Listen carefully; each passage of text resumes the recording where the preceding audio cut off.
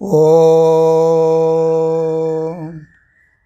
पूर्णमद पूर्णमिदं पूर्णात् पूर्णमुदच्यते पूर्णस्य पूर्णमादाय पूर्णमेवावशिष्यते। ओम शांति शांति शांति।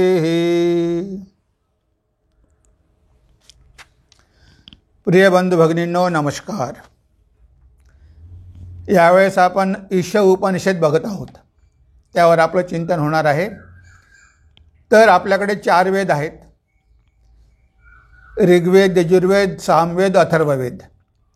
तर हे 4 वेद आहेत। याला म्हटलं आहे आपलं प्रस्थानत्रय। त्यामध्ये उपनिषद आहे, भगवद्गीता आहे आणि ब्रह्मसूत्र आहे। सनातन धर्माचे हे मुख्य ग्रंथ आहे, त्याबद्दल आपल्याला माहिती पाहिजे। आणि प्रत्येक वेदाचे 4 भाग केलेले आहेत। संहिता, ब्राह्मणा, आरण्यक आणि उपनिषद असे 4 भागामध्ये विभागलेलं आहे। त्या पहिल्या 3 भागामध्ये कर्मकांड आहे, मंत्र आहे, सगळं आहे। पण 4थ्या भागामध्ये मात्र आध्यात्मिक सत्य आहेत, आपल्याविषयी सत्य आहेत, न बदलणारे सत्य। त्याला आपण वेदांत म्हणतो, उपनिषद म्हणतो। आता या उपनिषदांची संख्या भरपूर आहे। त्यामधल्या महत्त्वाचे 108 आहे, पण त्या 108 मध्ये सुद्धा अतिशय महत्त्वाचे असे 10 आहेत। त्यांना आपण मेजर उपनिषद म्हणतो। मेजर उपनिषद आणि मायनर उपनिषद। आता हे मेजर उपनिषद कोणकोणते आहे आणि आपण त्याला मेजर का म्हणतो? आपण त्यांना मेजर म्हणतो, महत्त्वाची म्हणतो, मुख्य म्हणतो, कारण ह्या 10 उपनिषदांवरती शंकराचार्यांनी भाष्य लिहिलेलं आहे। श्वेताश्वतर पण आहे, पण त्यावर शंकराचार्यांनी भाष्य लिहिलं की नाही हे वादग्रस्त आहे। म्हणजे 10 उपनिषद मात्र नक्की आहे, म्हणून यांना आपण काय म्हणतो? प्रमुख उपनिषद म्हणतो, मेजर उपनिषद। कठ, केन, ईश, मुंडक, मांडुक्य, ऐतरेय, तैतरीय, प्रश्न, छांदोग्य आणि बृहदारण्यक असे हे 10 उपनिषद आहे। आणि यावर आचार्य शंकरांनी भाष्य लिहिलेलं आहे, कारण ही उपनिषद समजणं फार अवघड आहे। तेव्हा हे समजून घ्यायचं असेल तर आपल्याला आचार्याकडेच जावं लागतं, ते आपल्याला हे सोपं करून सांगतात। म्हणून शंकराचार्यांनी 10 उपनिषदांवरती भाष्य लिहिलं आणि आजही ते भाष्य आपल्याला उपलब्ध आहे। आपण त्याचा फायदा करून घेतला पाहिजे। आता आपण जे उपनिषद बघणार आहोत, ईश उपनिषद, हे शुक्ल यजुर्वेदामधलं आहे। आता शुक्ल यजुर्वेद आणि कृष्ण यजुर्वेद 2 आहे। त्यामधल्या शुक्ल यजुर्वेदामधलं हे उपनिषद आहे। आणि हे ईशावास्य उपनिषद ॲक्च्युली संहिता भागामध्ये येते। आता संहिता भागामध्ये नुसते मंत्र असतात, म्हणजे जेव्हा यज्ञ करायचा असतो त्या यज्ञासाठी हे मंत्र असतात। पण इथे हे जे मंत्र आहेत त्या मंत्रामध्ये सनातन सत्य सांगितलेली आहे, आत्म्याचं स्वरूप सांगितलेलं आहे। म्हणून हे 18 श्लोक किंवा 18 मंत्र वेगळे केलेले आहे। फक्त 18च मंत्र आहे, ते 18 मंत्र वेगळे करून त्याला ईश उपनिषद असं नाव दिलेलं आहे। आता याला ईश उपनिषद का म्हणतात? कारण ह्या उपनिषदाचा पहिला मंत्र ईश या शब्दापासून सुरू होतो, ईशावास्यमिदगम सर्वम, म्हणून याला नाव दिलेलं आहे ईश उपनिषद। आणि हे उपनिषद जरी लहान असलं तरी अतिशय महत्त्वाचं आहे। सगळा सार यामध्ये सांगितलेला आहे। हे उपनिषद समजून घेणं फार आवश्यक आहे। आणि ह्या वेदासाठी मंत्र जो आहे, शांती मंत्र, तो मंत्र आहे पूर्णमद पूर्णमिदम। म्हणजे प्रत्येक वेदाला एक मंत्र आहे, तेव्हा ह्या वेदाला मंत्र आहे पूर्णमद पूर्णमिदम। म्हणजे आपण हा मंत्र सगळ्याच्या शेवटी वापरत असतो, पण इथे या मंत्राने सुरुवातच होते उपनिषदाला। तर आहे पूर्णमद पूर्णमिदम पूर्णात पूर्णमुदच्यते। तर ह्या मंत्राला सुद्धा फार महत्त्वाचं स्थान आहे, कारण ह्या मंत्रामध्ये सुद्धा पूर्ण तत्वज्ञान दिलेलं आहे। ओम पूर्णमद पूर्णमिदं पूर्णात् पूर्णमुदच्यते पूर्णस्य पूर्णमादाय पूर्णमेवावशिष्यते. तर इथे म्हटलं आहे की ओम, प्रत्येक मंत्राच्या शांतिमंत्राच्या सुरुवातीला ओम असतोच. ओम अतिशय पवित्र मंत्र आहे. हिंदू धर्माचा तो सिम्बॉल आहे, ते हिंदू धर्माचं प्रतीक आहे. ते शब्द ब्रह्म आहे, ते ब्रह्मच ओमच्या रूपात प्रकट झालेलं आहे, म्हणून त्याला शब्द ब्रह्म म्हटलेला आहे. तर ह्या ओमपासून सुरू होतं. ओम पूर्णमद पूर्णमिदम.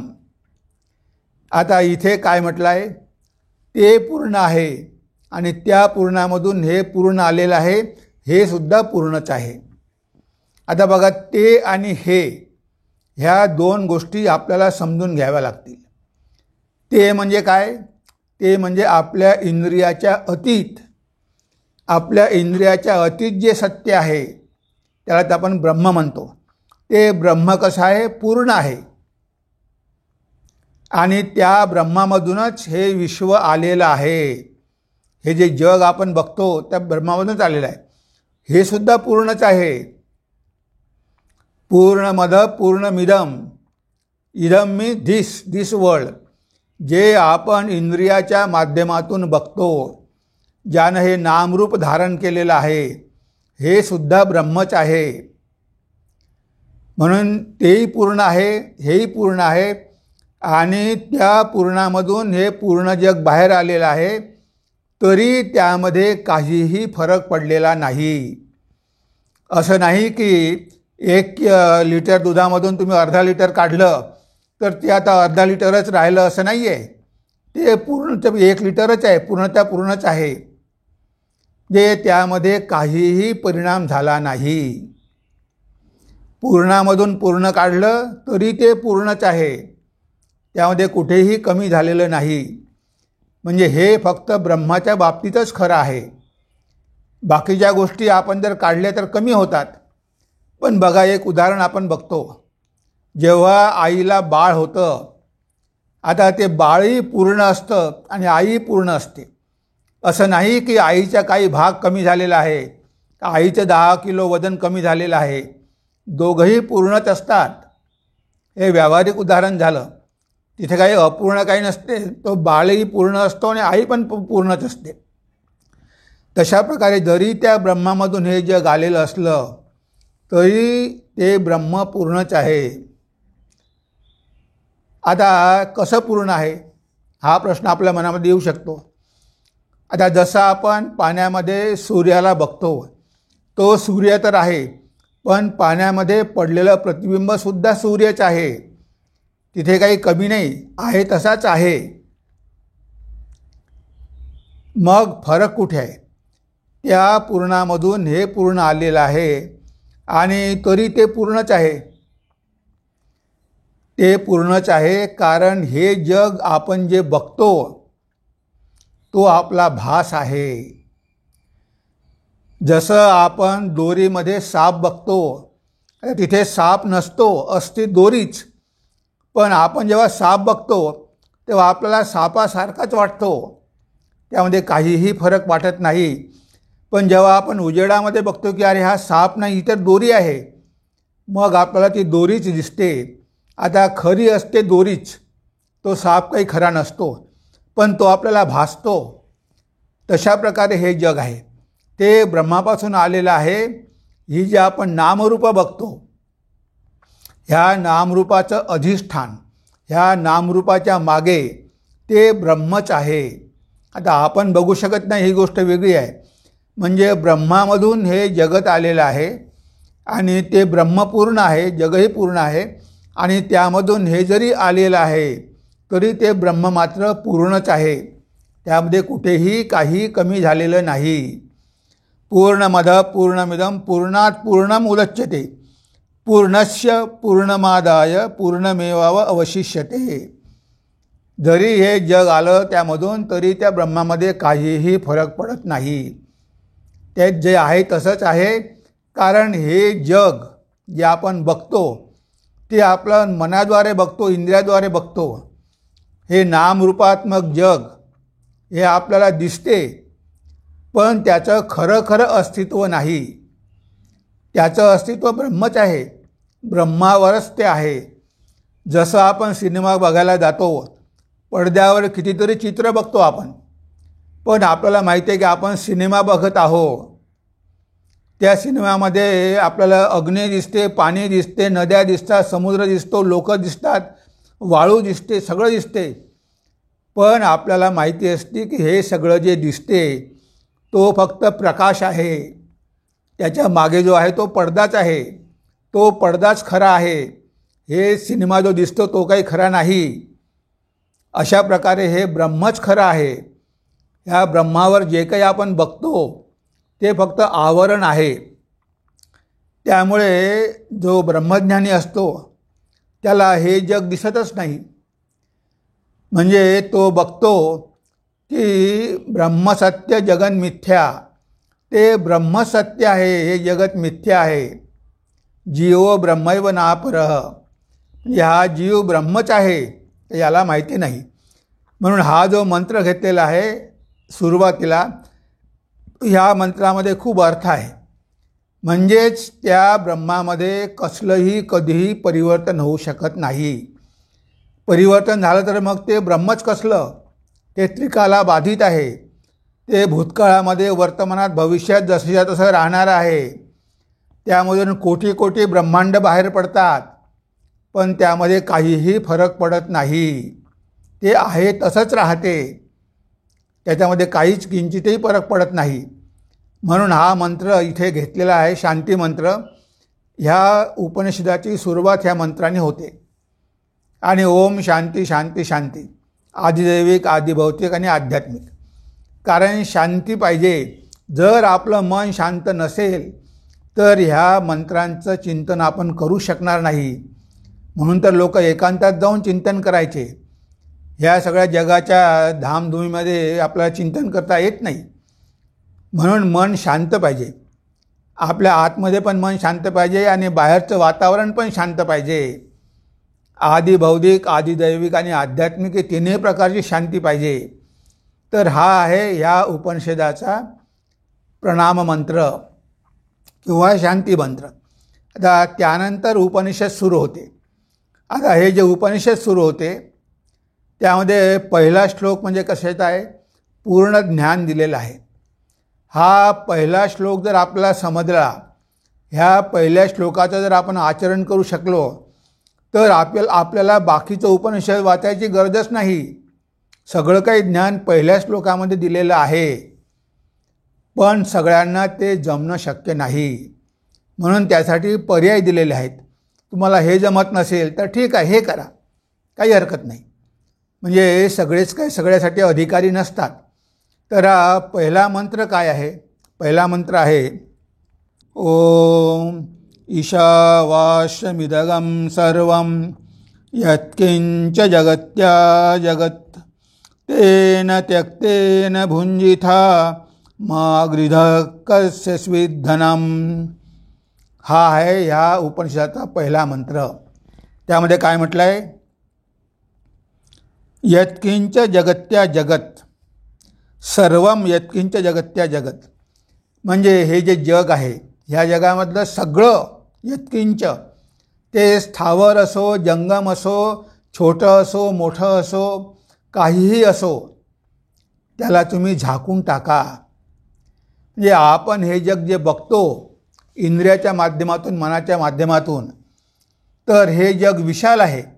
ह्या जगामध्ये कितीतरी गोष्टी आहे आणि आपण आपल्या इंद्रियाने, मनाद्वारे बघत असतो. आता याला झाकून टाकायचं म्हणजे आपण सध्या हे जग बघतो ते जगाचं खरं स्वरूप नाही, ते आभासमान आहे.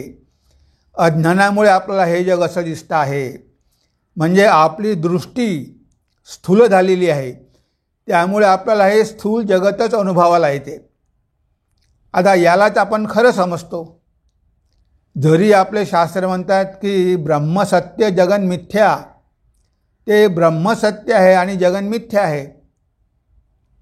स्वामी तुर्यानंदजी, हरी महाराज खूप वेदांत वाचायचे, खूप वेदांत वाचायचे. ठाकूरांकडे काही येत नव्हते. तेव्हा ठाकूरांनी विचारलं, अरे तो हरिनाथ येत का नाही? म्हणजे आजकाल तो खूप वेदांताच्या अभ्यासामध्ये तल्लीन असतो. एक दिवस हरिनाथ आला. तेव्हा ठाकूर त्याला म्हणाले की अरे हरी, मी ऐकलं आहे की तू खूप वेदांत वाचतो, त्यामुळे तुला वेळ मिळत नाही इथे यायला. म्हणे हो. तर मला सांग बरं, वेदांताचा सार काय आहे? तू एवढं वाचतो, पण वेदांताचा सार काय आहे तो मला सांगू शकतो का? मी नाही सांगू शकत म्हणे. मग ठाकूर म्हणाले, ब्रह्मसत्य जगन मिथ्या. ब्रह्मसत्य आणि जगत मिथ्या आहे, एवढाच तर सार आहे ना.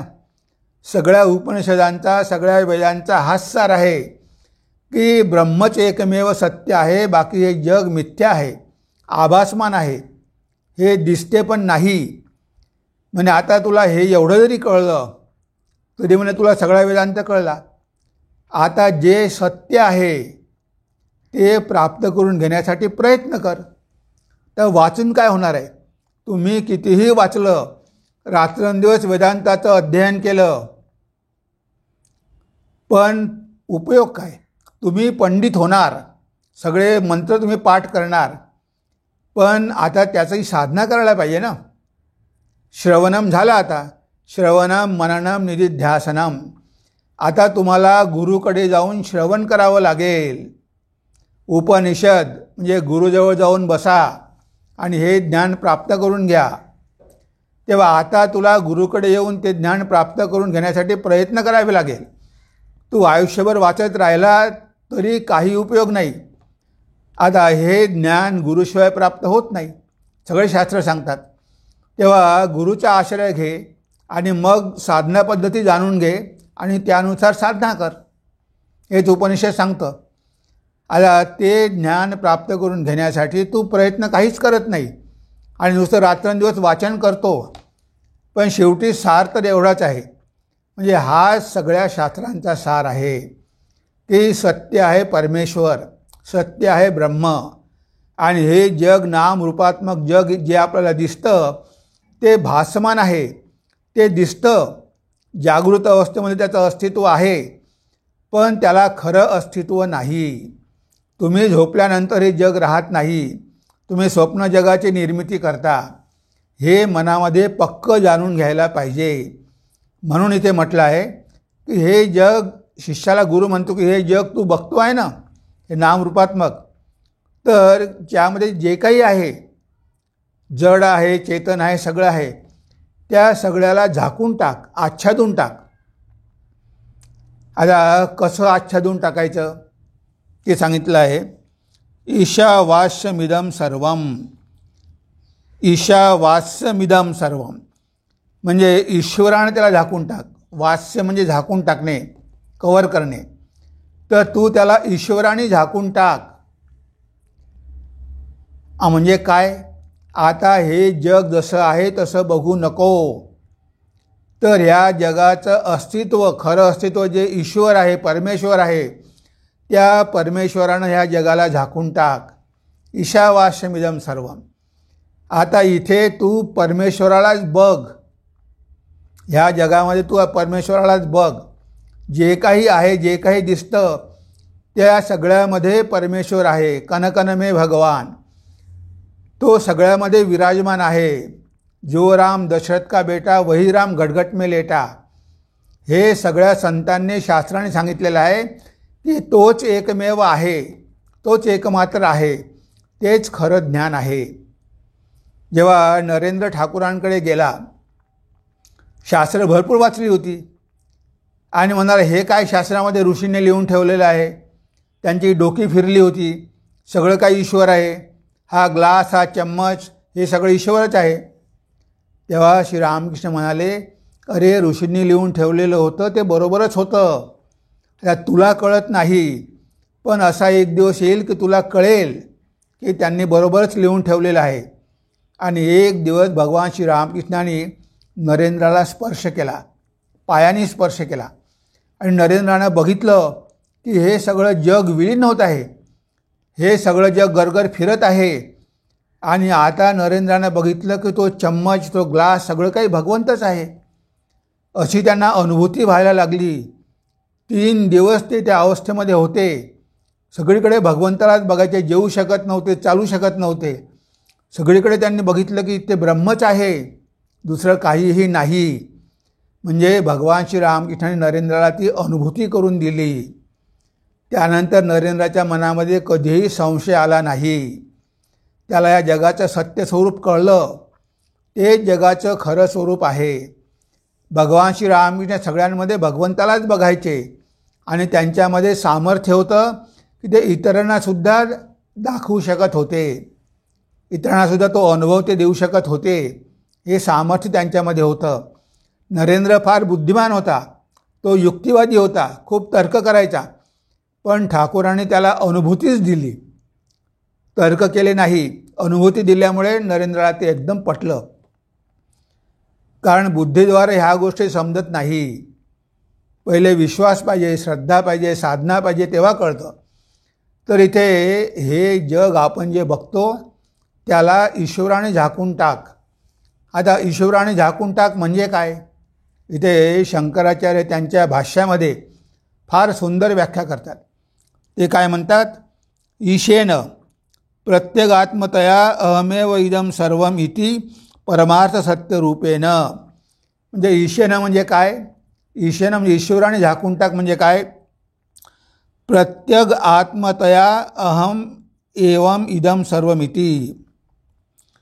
इथे ईशेन म्हणजे प्रत्यग आत्मतया अहम मेव इदं सर्वम. अहम मेव इदं सर्वम म्हणजे आत्म्याने झाकून टाक म्हणजे काय? ईश्वराने झाकून टाक म्हणजे काय? की हे जग सगळं मी व्यापलेलं आहे.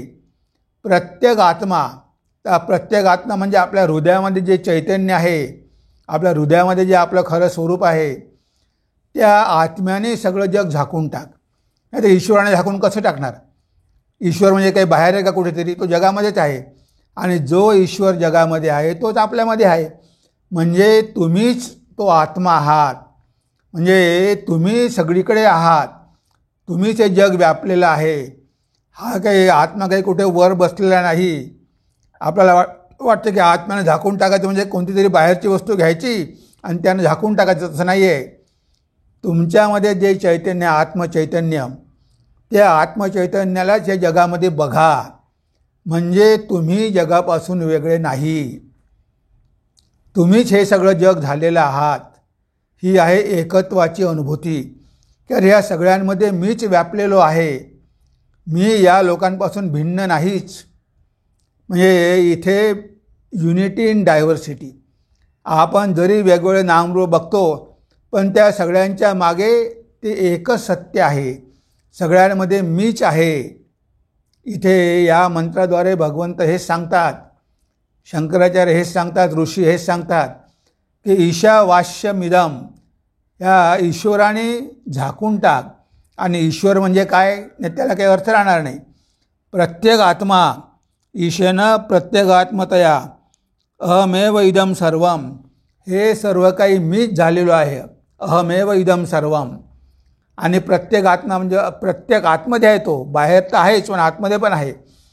आता इथे प्रश्न येतो की आपण झाकून कसं टाकणार? जोपर्यंत आपण त्या आत्म्याला आपल्या हृदयात बघत नाही तोपर्यंत त्या आत्म्याला आपण इतरांमध्ये बघू शकणार नाही. आपण मोठमोठी व्याख्यानं देऊ शकू पण माझ्यामध्ये जे चैतन्य आहे तेच सगळ्यामध्ये आहे. हा अनुभव यायला पाहिजे. तो जर अनुभव आला नाही, मी स्वतःला शरीर समजतो आणि इतरांमध्ये आत्मा बघण्याचा प्रयत्न करतो, ते कधीही शक्य नाही.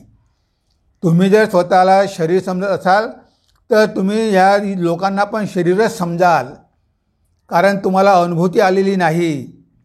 ती अनुभूतीची गोष्ट आहे. तुम्हाला जेव्हा कळेल की मी शरीर नाही, मन नाही, बुद्धी नाही, मी चैतन्य स्वरूप आहे, तेव्हा तुम्हाला कळेल की हे सगळे लोकसुद्धा चैतन्य स्वरूपच आहे. ते वाईट असेल, चांगले असेल, सगळं तरी ते चैतन्य स्वरूपच आहे. स्वामीजी म्हणतात की ह्या जगामध्ये दुःख खूप आहे पण सुख आणि दुःख हे सगळं राहणारच आहे. पण लक्षात ठेवा ह्या सगळ्यांच्या मागे तो भगवंतच आहे. म्हणजे अशा प्रकारे तुम्ही या जगाला झाकून टाका. म्हणजे ते काय आहे? ज्ञान आहे. आता त्या ज्ञानाची अनुभूती यायला फार वेळ लागतो. स्वामीजींचं एक व्याख्यान आहे, सर्वानुभूती भगवत दर्शन. त्यांनी व्याख्यान दिलेलं आहे अमेरिकेमध्ये, सर्वानुभूती भगवत दर्शन.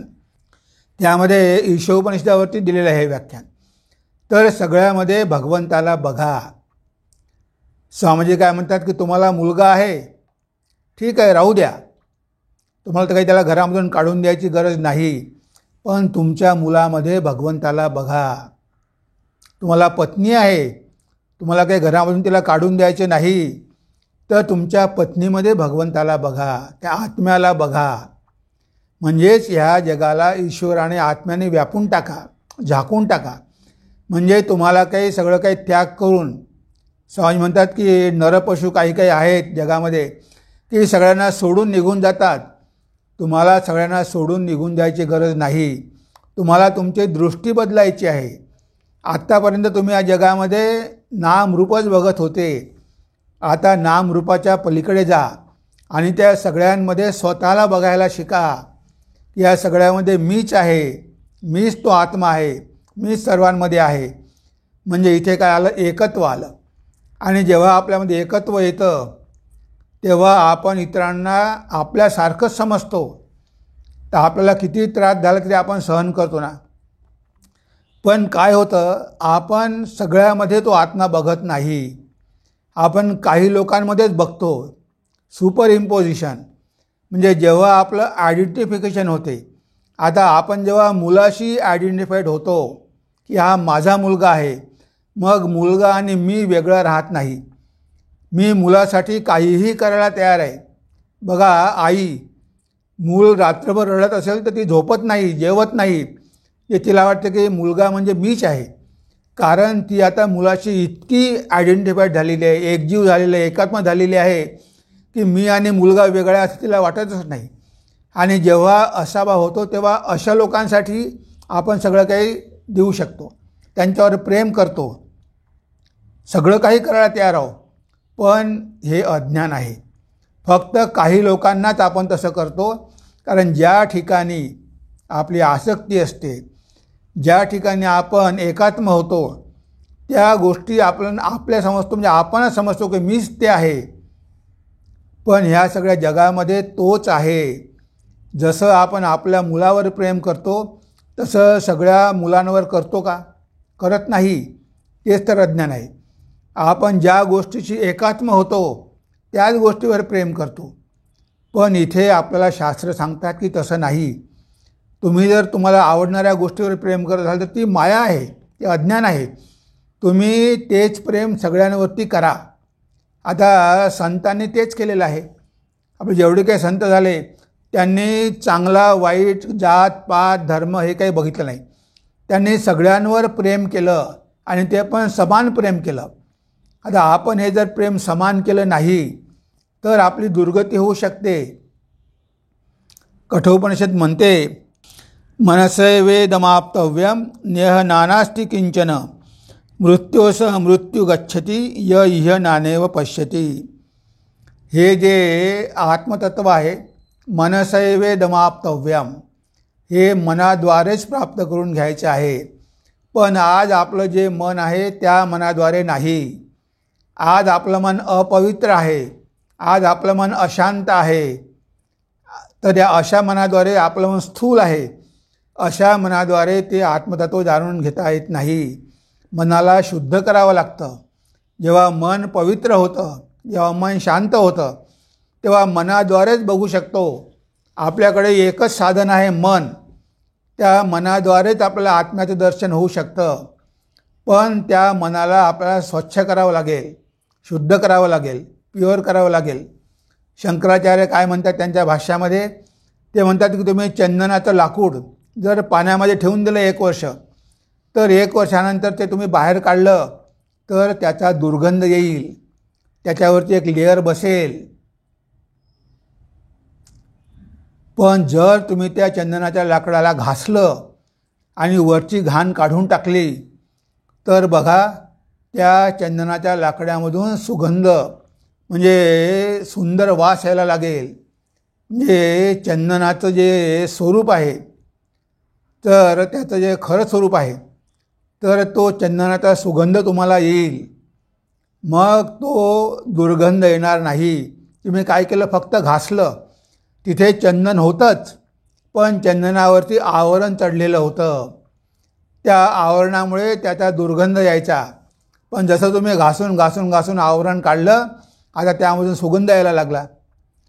तशा प्रकारे आपल्यामध्ये ते चैतन्य आहेच आणि ते नित्य शुद्ध बुद्ध मुक्त स्वभाव आहे. त्याच्यामध्ये काहीही फरक पडत नाही. आता आपल्या मनावर आवरण आलेलं आहे.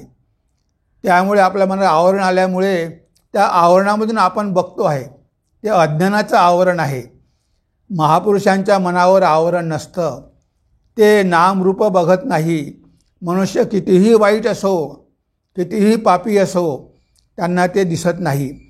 कारण त्यांना माहिती आहे की हे सगळं मनामध्ये आहे. पण ते मनाच्या पलीकडे जाऊन त्याच्यामधलं चैतन्य बघतात. म्हणून ते सगळ्यांवर प्रेम करू शकतात. त्या गिरीश घोषासारखा दारुड्या, अशा गिरीश घोषावर श्रीरामकृष्णांनी प्रेम केलं. कितीतरी पतिता वेश्या त्यांच्यावर प्रेम केलं. कारण ते दोष बघत नव्हते. त्यांना माहीत होतं की माणसामध्ये दोष असणं स्वाभाविक आहे. मनुष्य काही तेवढा पवित्र नाही, पण ते काही त्याचं खरं स्वरूप नाही. त्याच्यामध्ये तो शुद्ध परमात्मा आहेच, ईश्वर आहेच. ते डायरेक्टली ईश्वराला बघतात.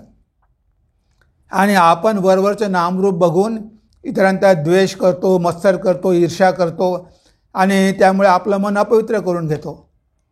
तर इथे आपल्याला दृष्टी बदलायची आहे. आपला घरदार सोडून जंगलामध्ये जायचं नाही.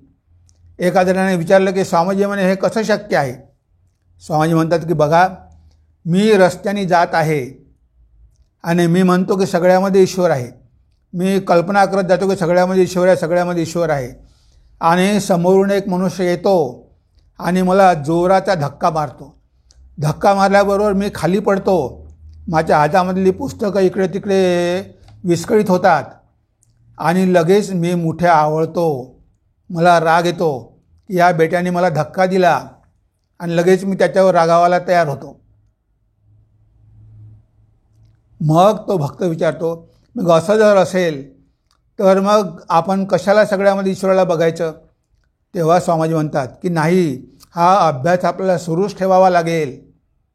कारण तेच सत्य आहे. तो अभ्यास सुरूच ठेवा. त्याला धन्यवाद द्या आणि त्याला जाऊ द्या. त्याला काही बोलू नका. पण ठाकूर थोडे प्रॅक्टिकल होते. भगवान श्री रामकृष्ण म्हणायचे की तो ईश्वर सगळ्यामध्ये आहे, पण वाईट लोकांपासून थोडं दूर राहिलं पाहिजे. त्यांच्यासोबत घनिष्ठता करू नये आणि त्यांचा द्वेष पण करू नये. कुणी आपल्याला त्रास देत असेल तर आपण फुत्कारलं पाहिजे. त्यांना चावू नये, त्यांना इजा करू नये, त्यांचा द्वेष करू नये. पण कधीकधी राग दाखवावा लागतो, नाहीतर लोक डोक्यावर बसतात. म्हणून ते म्हणाले की असे जे लोक आहेत त्यांच्यापासून 4 हात दूर राहा. जेव्हा भगवान श्रीरामकृष्ण विद्यासागरांना भेटायला गेले तेव्हा ठाकूर म्हणाले की आम्ही तुम्हाला भेटायला आलो कारण तुमच्यामध्ये ईश्वराचा प्रकाश जास्त आहे. तेव्हा विद्यासागर म्हणाले की तो ईश्वर तर सगळ्यामध्येच आहे. तेव्हा श्रीरामकृष्ण म्हणाले की विभू रूपानं तो सगळ्यामध्ये आहे, चैतन्य रूपानं तो सगळ्यामध्ये आहे, पण त्याच्या प्रकाशाचं तारतम्य आहे. संतांमध्ये त्यांचा प्रकाश जास्त असतो, भगवंताचा प्रकाश संतांमध्ये जास्त असतो. त्या आत्म्याचा प्रकाश शुद्ध मनाच्या मुलांमध्ये जास्त असतो. म्हणजे आहे सगळ्यामध्ये तोच परमेश्वर, पण ज्याचं मन तामसिक आहे त्याच्यामध्ये कमी प्रकाश पडतो. आता दिवा आहे, दिव्यामध्ये प्रकाश आहे. आता त्याच्यावरती ग्लास लावलेला आहे. समजा त्या काचेच्या ग्लासवर जर धूर बसला असेल, धूळ बसली असेल, काळा झाला असेल तर आतला प्रकाश दिसणार नाही. प्रकाश आहे पण तो बाहेर पडत नाही, कारण त्या काचेवरती धूर बसलेला आहे. तो ग्लास बाहेर काढा, त्याला चांगला स्वच्छ करा आणि पुन्हा लावा आणि बघा प्रकाश बाहेर पडतो. आपल्या सगळ्यामध्ये तोच आत्मा आहे, समान रूपानं आहे, तो काही कमी जास्त नाही आहे. पण ह्या आपल्या मनामुळे, आपलं मन जर तामसिक असेल तर तो प्रकाश बाहेर पडणार नाही. त्याला आपल्याला साधना करून सात्विक करावं लागेल. जेवढं मन सात्विक करू तेवढा प्रकाश आपल्यामधला वाढेल. म्हणून श्रीरामकृष्ण म्हणाले की तुम्ही लोकांवर उपकार करता, तुम्ही एवढे मोठे पंडित लोकांची मदत करता, म्हणून तुमच्यामध्ये त्या भगवंताचा प्रकाश जास्त आहे, आत्म्याचा प्रकाश जास्त आहे, म्हणून आम्ही तुम्हाला बघायला आलो. तुम्हाला काही 2 शिंग फुटलेली आहे का? तर तो परमेश्वर सगळ्यामध्ये आहे. पण भगवान श्रीरामकृष्णाने आपल्याला सांगितलं की व्यवहारात राहायचे आहे. तर आपण काही घरदार सोडून चाललो नाही, घरावर काही तुळशीपत्र फेकलेले नाही. आता संसारात राहायचं, पण असा जर भाव घेऊन आपण राहिलो तर लोक आपला गैरफायदा घेतील. म्हणजे आपण सगळ्यामध्ये भगवंत बघितला आणि त्यांना काहीच बोललो नाही, त्यांनी आपल्यावर कितीही अन्याय केले तरी आपण सहन केले, अरे तो भगवंतच आहे, असा जर भाव आपला असेल तर आपल्या संसारामध्ये जगता येणार नाही. म्हणून भगवान श्रीरामकृष्ण म्हणाले की तो सगळ्यामध्ये आहे, तो चांगल्यामध्ये पण आहे, वाईटामध्ये पण आहे. पण वाईट लोकांची संगत करू नये, त्यांचा द्वेष करू नये, त्यांना त्रास देऊ नये, पण त्यांच्या चारात दूर राहावं, कारण त्यांचा प्रभाव आपल्यावर पडू शकतो. म्हणजे इथे भगवान श्रीरामकृष्णाने थोडा व्यावहारिक केलेला आहे. कारण संन्याशासाठी ठीक आहे, संन्याशाजवळ काही नसतं, त्याला किती कोण त्रास दिला काही केलं तरी तो सहन करतो.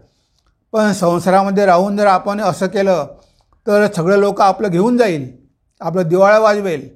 म्हणून इथे थोडं सावध राहायला पाहिजे. म्हणजे सगळ्यामध्ये भगवंताला बघायचं, तो आहेच, मनामध्ये पक्क ठेवायचं. पण जर कोणी जाणून बुजून आपल्या मागे लागला असेल, आपल्याला त्रास देत असेल, तर मात्र आपण अन्यायाचा प्रतिकार करायचा, सगळं सहन करून घ्यायचं नाही. जरी सत्य आहे सगळ्यामध्ये तरी पण तारतम्य आहे, कुठे कमी प्रकाश आहे, कुठे जास्त प्रकाश आहे. तर गुरु सांगतो शिष्याला की या सगळ्या जगाला आत्म्याने आच्छादित करून टाक. प्रत्येक आत्मा म्हणजे ह्या जगामध्ये फक्त मीच आहे. आणि तू जर तशा प्रकारे केलं नाही तर काय होईल? मनसैवेदमाप्तव्यम नेह नानास्ति किंचन. या जगात वेगवेगळे नाहीच. मृत्योस मृत्यू गच्छती य इह नानेव पच्छती.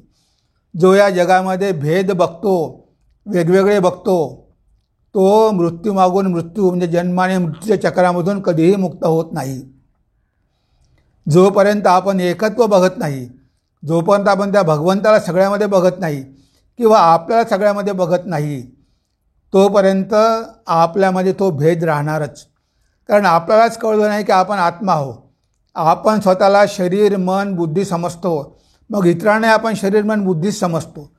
म्हणून पहिले ती अनुभूती घ्यायला पाहिजे, पहिले स्वतःमध्ये त्या आत्म्याचा साक्षात्कार करून घ्यायला पाहिजे. म्हणजे मग तेच चैतन्य तुम्हाला सगळ्यामध्ये दिसेल, मग कुठेही भेद दिसणार नाही. तुम्ही नामरूप बघणारच नाही, तुम्ही नामरूपाच्या मागे असलेल्या त्या आत्म्यालाच बघाल. आणि जेव्हा तुम्ही आत्म्याला बघाल तेव्हा तुम्ही त्यांच्यासाठी सगळं काही देऊ शकाल. जेव्हा आपण काही लोकांशी एकात्म होतो त्यांच्यासाठी आपण बलिदान करतो. आता जर सगळ्यामध्ये भगवंत आहे तर इथे आपोआपच त्याग येईल, आपोआपच सेवा येईल, आपोआपच दया येईल.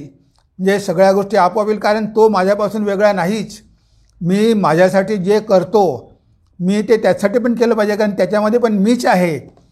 म्हणजे हा झाला पूर्ण एकात्म भाव की सगळ्या जगामध्ये मीच व्यापलेलो आहे, माझ्याशिवाय या जगामध्ये काहीही नाही.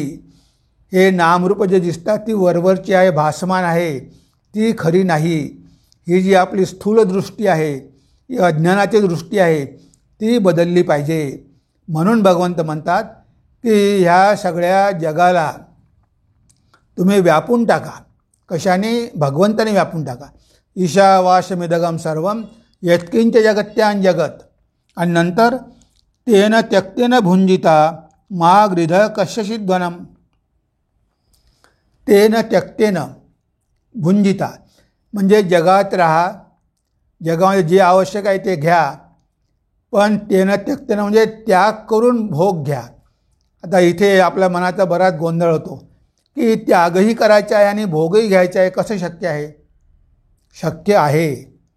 म्हणजे तुमची जी पहिली दृष्टी होती की हे जग नामरूपात्मक आहे, हे जग स्थूल आहे, त्या दृष्टीचा त्याग करा. आता तुम्ही ती दृष्टी बदललेली आहे. आता तुम्हाला ह्या जगामध्ये वेगवेगळं दिसत नाही, सगळ्यामध्ये तुम्हीच दिसता. तेन त्यक्तेन म्हणजे त्या तुमच्या दृष्टीचा त्याग करून मग जगामध्ये राहा, मग भुंजिता. भगवान श्रीरामकृष्ण जगामध्ये होते, स्वामी विवेकानंद जगामध्ये होते, त्यांना काही त्रास झाला का? ते सगळ्यामध्ये भगवंतालाच बघत होते, त्यामुळे त्यांना काहीही त्रास झाला नाही. ते जगामध्ये राहिले, काही जग सोडून गेले नाही. पण ते जगामध्ये नामरूप बघतच नव्हते, ते जगामध्ये आत्माच बघत होते. जेव्हा स्वामीजी अमेरिकेमधून आले, त्यांच्यासोबत काही तरुण मुली होत्या. मिस मार्गारेट नोबल होती, बाकी मॅक्लाउड होती. तेव्हा स्वामी विज्ञानानंदजी ते म्हणाले की नरेन, ठाकूरांनी आपल्याला सांगितलं की स्त्रियांशी मिसळू नये, संन्याशांनी स्त्रियांशी बोलूसुद्धा नये, स्त्रियांचं चित्रसुद्धा बघू नये. पण हे मी काय बघतो आहे, तू ह्या मुली घेऊन आल्या, तरुण मुली अमेरिकेवरून घेऊन आला, त्यांच्यासोबत फिरतो आहे, बोलतो आहे, हसतो आहे, गप्पा मारतो आहे, हे संन्यासाला शोभत नाही. तेव्हा स्वामीजी एकदम स्थिर झाले आणि म्हणाले की पेशंट, तुला काय वाटते? ठाकूरांनी जे काही तुला सांगितलं तेच खरं आहे का? ठाकूरांनी तुला जे सांगितलं असेल त्याचं तू आचरण कर. पण मला ठाकूरांनी कधीही भेद करायला सांगितला नाही. ही शिकवण माझ्यासाठी नाही, ही तुझ्यासाठी आहे. कारण मी या जगामध्ये कुठेही भेदच बघत नाही. मी स्त्री पुरुष बघतच नाही, मी सगळीकडे आत्म्यालाच बघतो. आणि तुला काय वाटतं, ठाकूर काय फक्त पुरुषांसाठी आले होते? आणि मग या स्त्रियांचा उद्धार कोण करेल? ठाकूर यावेळेस सगळ्यांसाठी आले, स्त्री पुरुष सगळ्यांचा उद्धार होईल. मग त्या स्त्रियांना काय पण दूर सारायचं? मग त्यांचा उद्धार कोण करेल? मला ठाकूरांनी कधीही सांगितलं नाही की स्त्रियांसोबत मिसळायचं नाही. कारण त्यांनी मला ही अनुभूती दिली की इथे स्त्री नाही, पुरुष नाही, म्हातारा नाही, तरुण नाही, जातपात नाही, कोणीही नाही, इथे सगळं ब्रह्मच आहे, सगळं आत्म्यानंच व्यापलेलं आहे. या स्त्रियांमध्ये मला तो आत्माच दिसतो, त्यांची शरीरं मला दिसत नाही. म्हणजे बघा, स्वामीजी जगामध्ये राहिले, जगामध्ये राहून एवढं मोठं कार्य केलं, पण कधीही प्रलोभनामध्ये पडले नाही. कारण त्यांनी दृष्टी बदलली. आता भोगाचं राहिलंच काय, सगळं जर मीच आहे, मग आता माझ्यापासून काही वेगळं नाही, मग मी कशाची अपेक्षा करणार? जेव्हा काहीतरी माझ्यापासून वेगळं असते तेव्हा मला पाहिजे असते, मला हे पाहिजे, पण सगळंच मीच आहे, प्रत्येक वस्तूमध्ये मीच आहे, माझ्या व्यतिरिक्त नाहीच, जे दोन गोष्टी नाहीच. आता जर दोन नाही तर मी कशाची अपेक्षा करू? सगळं काही मीच आहे. म्हणजे असा स्वामीजींचा भाव होता. ठाकूरांनी पण माताजींची पूजा केली, स्वतःची पत्नी देवी म्हणून पूजा केली, तिला घरातून काढून दिलं नाही, स्वतःही निघून गेले नाही. तशा प्रकारचा त्याग काही कामाचा नाही. म्हणून ठाकूर म्हणतात, स्वामीजी म्हणतात, उपनिषद सांगतात की तुम्हाला सगळं काही सोडून, घरदार सोडून जायची गरज नाही. फक्त तुम्ही तुमची दृष्टी बदला, सगळ्यामध्ये त्या परमेश्वराला बघायला शिका.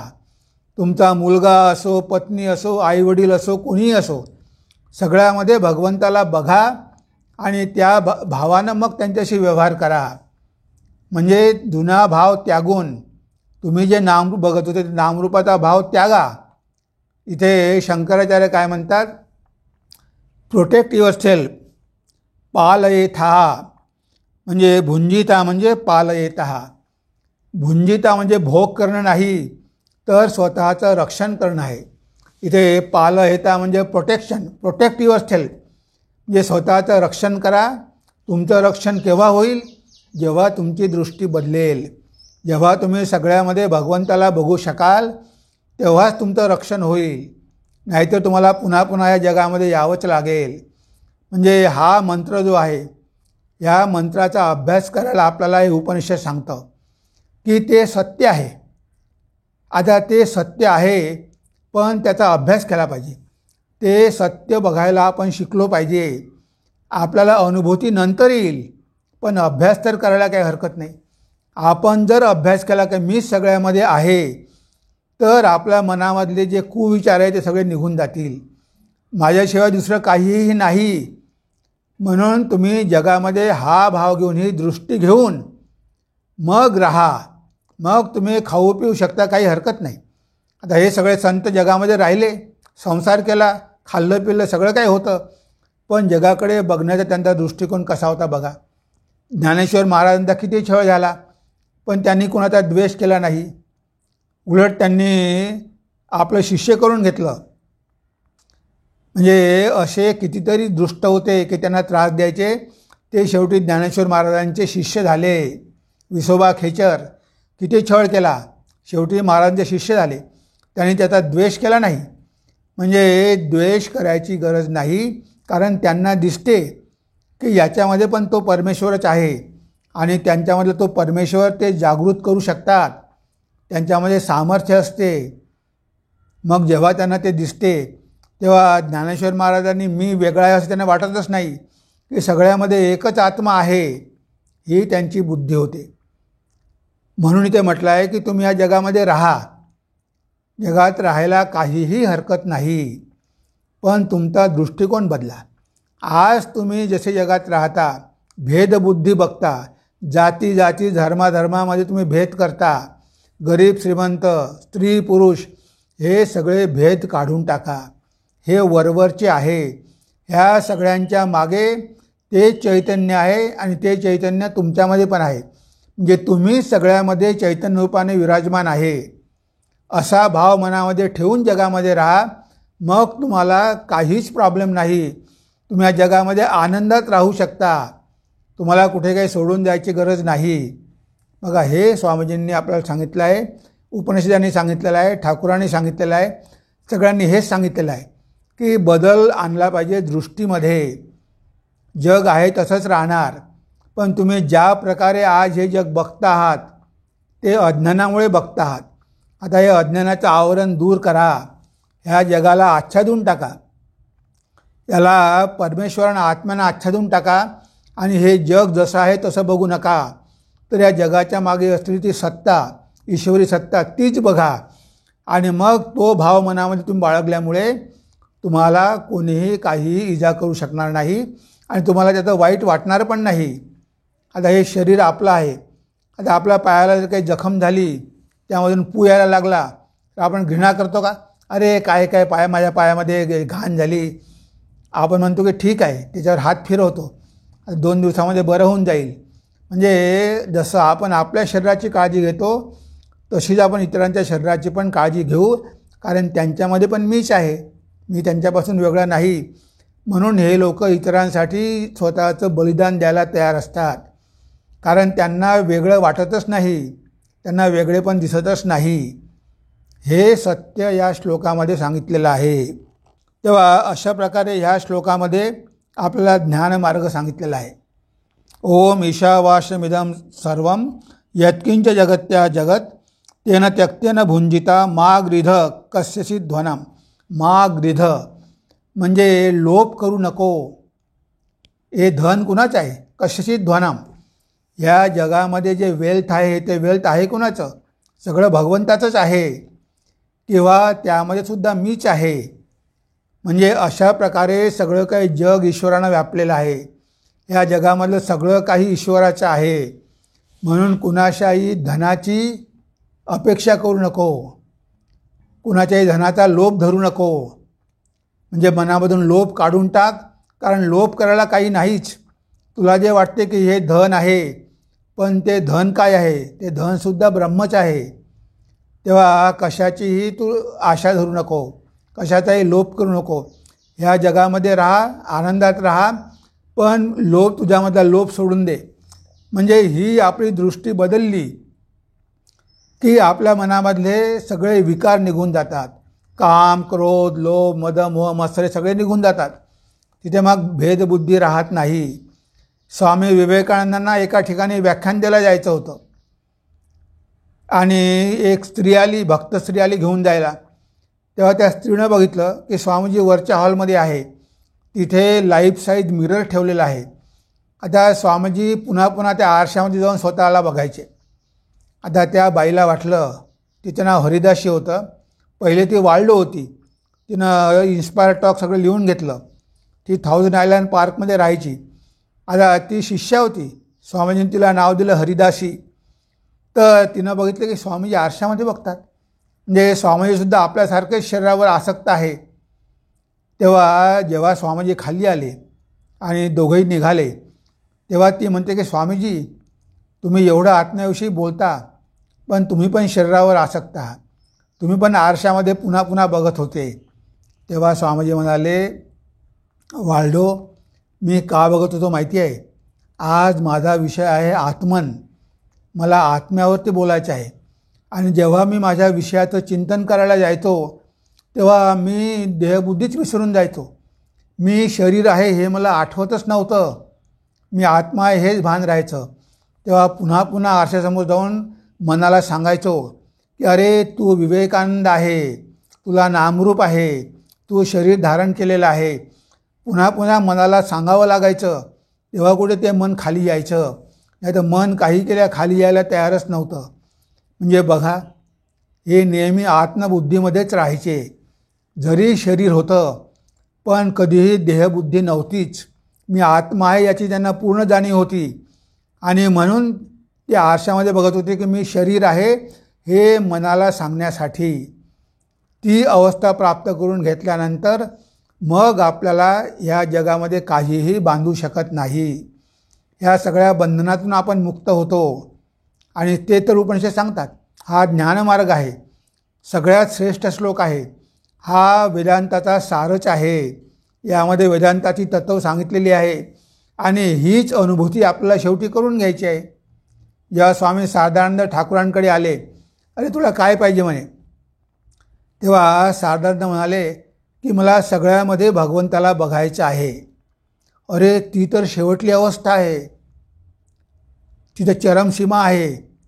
दुसरं काही माग, काही दर्शन वगैरे माग, मला कालीचं दर्शन पाहिजे, शिवाचं दर्शन पाहिजे, ते दर्शन वगैरे सोपं आहे. पण सगळ्यामध्ये परमेश्वर बघणं, ती वेदांताची अंतिम अवस्था आहे, अद्वैत. तिथे दोन नाहीच, मीच आहे. ती अवस्था म्हणजे तुला मिळेल, पण वेळ लागेल, साधना करावी लागेल. म्हणजे बघा, साधांजी महाराज म्हणाले की मला ती अवस्था पाहिजे, कारण ती उच्च अवस्था आहे. त्यापेक्षा उच्च काहीच नाही. की मी सगळीकडे व्यापलेलो आहे, मी सच्चिद आनंद स्वरूप आहे, मी अमर आहे, मी सगळ्यामध्ये आहे. हा जेव्हा अनुभव मनुष्याला येतो, तेव्हा त्याला किती आनंद होतो. सगळे बंधनं तुटून पडतात. दुःख नाही, जन्म नाही, मृत्यू नाही, सगळे बंधनं तुटून पडतात. आणि तो शेवटी मुक्त होऊन जातो.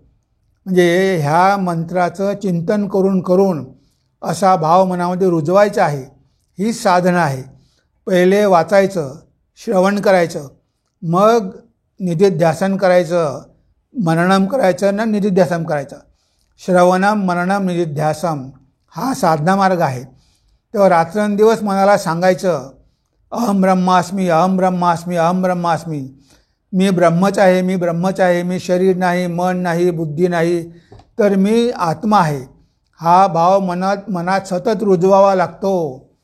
तेव्हा त्या सत्याची अनुभूती होते.